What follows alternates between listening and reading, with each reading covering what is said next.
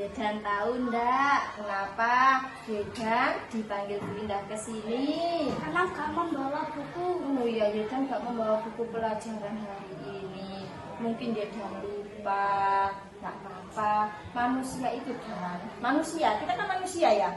Itu memang tempatnya lupa, tempatnya salah, itu gak apa-apa.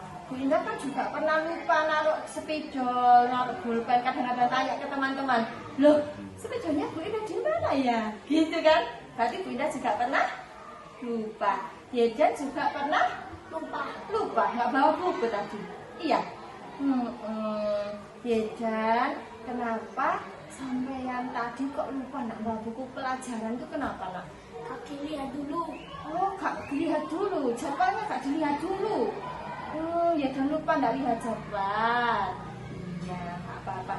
Berarti Yedan besok kalau mau berangkat sekolah lihat apa dulu? Lihat bukunya, ada di tas. Oh, lihat bukunya ada apa enggak di tas. Iya. Kalau Yedan nggak bawa buku kayak gini, berarti Yedan itu termasuk melanggar peraturan ya? Iya. Tidak? Oh, kedisiplinan. Yedan tidak disiplin. Iya, Yedan mau nggak jadi orang yang disiplin? Mau.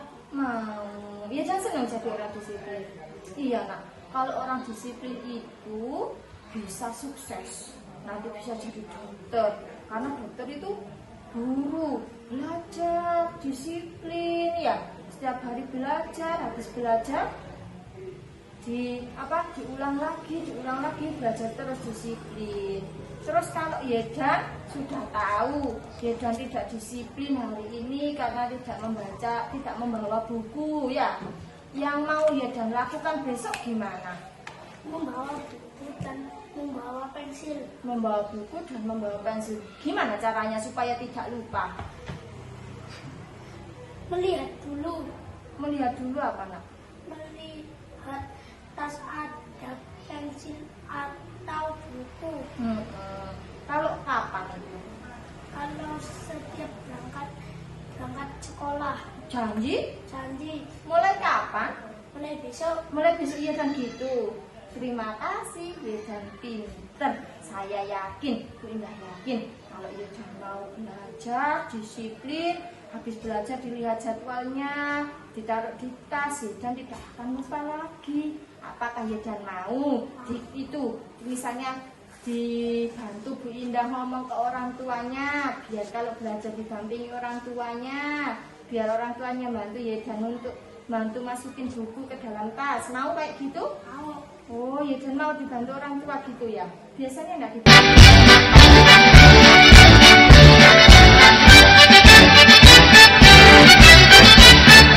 Kalau timbul sendiri, iya Bu, Yedan janji. Apa tadi? Janji membawa buku. Iya, sesuai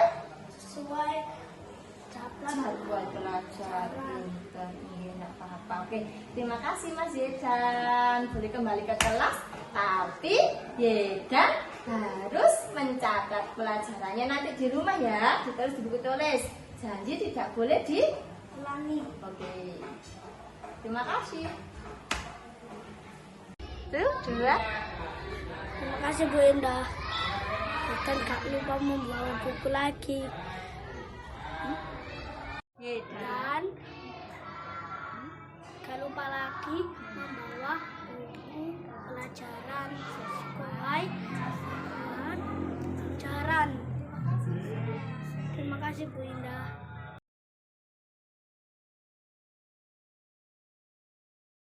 Satu, dua, mulai. Ya, selamat siang Mbak Rafa. Selamat siang Bu.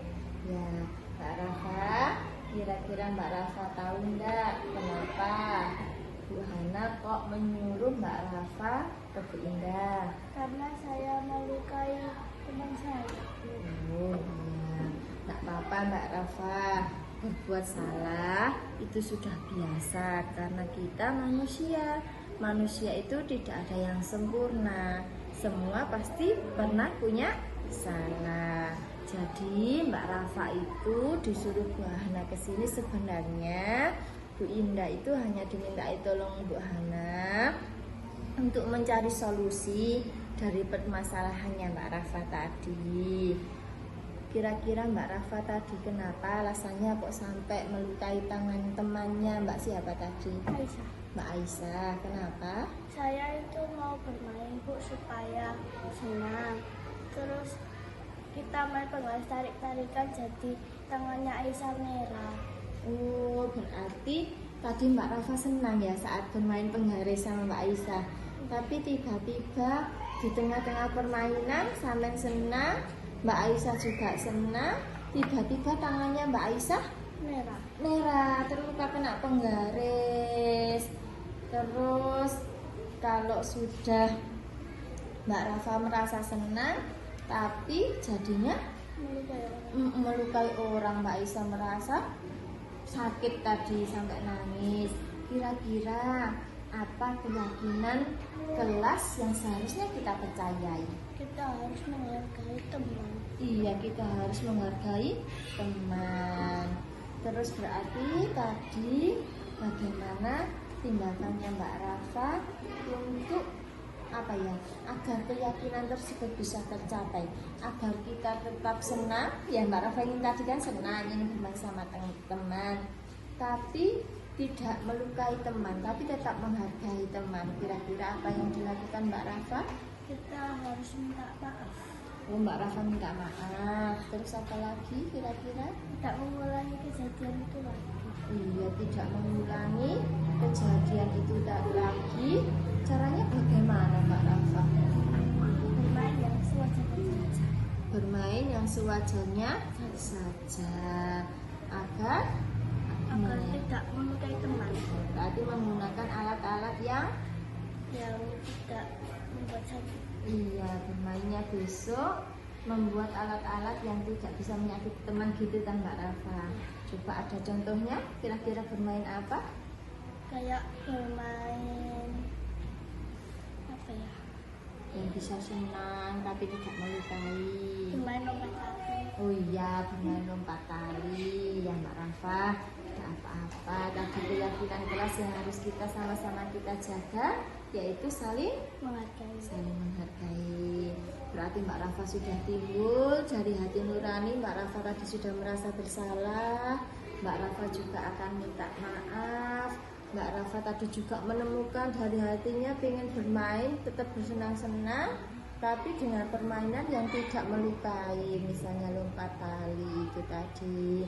Semoga Mbak Rafa bisa menjalankannya. Kira-kira mulai kapan Mbak Rafa akan bermain yang tidak berbahaya lagi? Mulai hari ini. Iya, terima kasih Mbak Rafa. Semoga Mbak Rafa juga bisa lebih bahagia lagi bersama teman-teman. Nanti setelah Mbak Rafa minta maaf sama Mbak Aisyah, selalu kompak dan tetap semangat dalam belajar. Tidak diulangi lagi bermain yang berbahaya. Itu tadi timbul dari hati Mbak Rafa sendiri. Semoga Mbak Rafa bisa melakukan.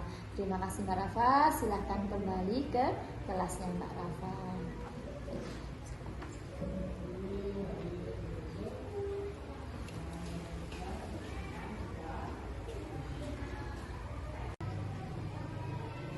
Terima kasih Bu Indah sudah menyelesaikan masalah saya dengan teman saya.